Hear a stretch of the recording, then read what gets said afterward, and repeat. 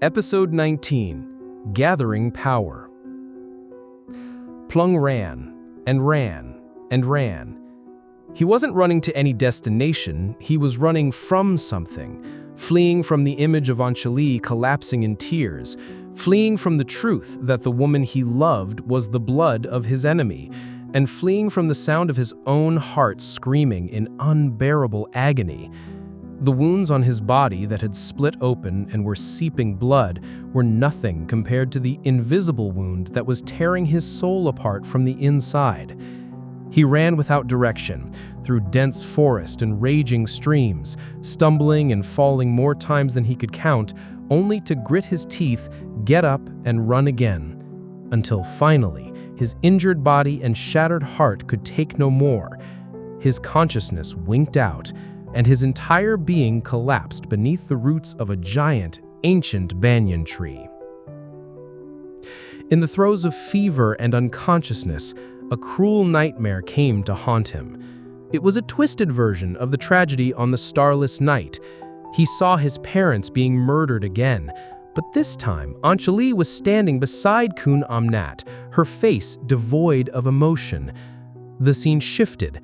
He saw himself about to save Anjali from the bandits, but she turned, and with the hairpin he had just seen, she stabbed him through the heart. Ah! Plung awoke with his own scream. He didn't know how much time had passed, a day, perhaps several. His body burned with fever, and his old wounds were inflamed and throbbing with pain. But the physical agony had a strange effect. It calmed the chaos that had been raging in his mind, freezing it into a disturbing stillness. The frantic rage had been burned away by the fever. What remained was not sadness, but emptiness, a cold, endless void. He looked at his artifacts. They felt different now. Before, they were instruments of justice. Now he saw them as nothing more than tools of destruction. He realized his mistake. He had allowed feelings to play a part in his quest. He had let love make him weak, and in the end, he had been utterly betrayed. Never again, he vowed to himself in the silence. There will be no more feelings, no love, no mercy, no hope. There is only the mission. There is only vengeance. Plung closed his eyes, gathering what little focus he had left, and sinking into the vortex of his mind, using an advanced meditative technique Luang Pu had taught him to contact his master one last time. The world around him faded away, replaced by the image of the hut at the Aranyawasi forest temple. The translucent form of Luang Pu Singh was already sitting there, waiting for him. "You are in a terrible state, Plung," the master's voice echoed in his mind.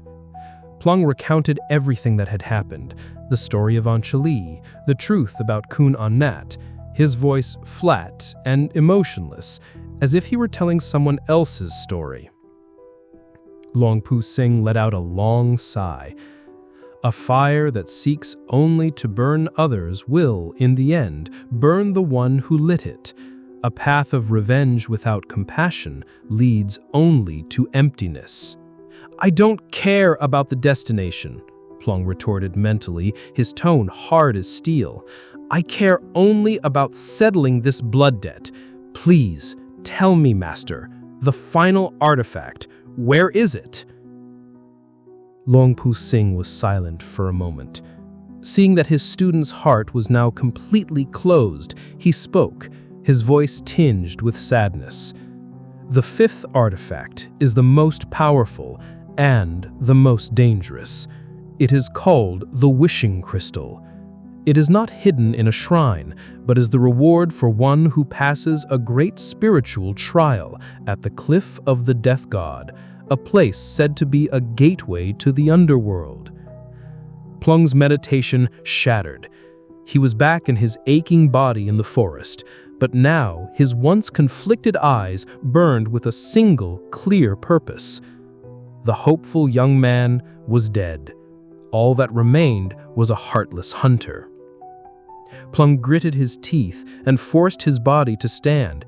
He ignored the pain and began his journey once more, heading towards the cliff of the death god, towards the final trial, as a man with nothing left to lose.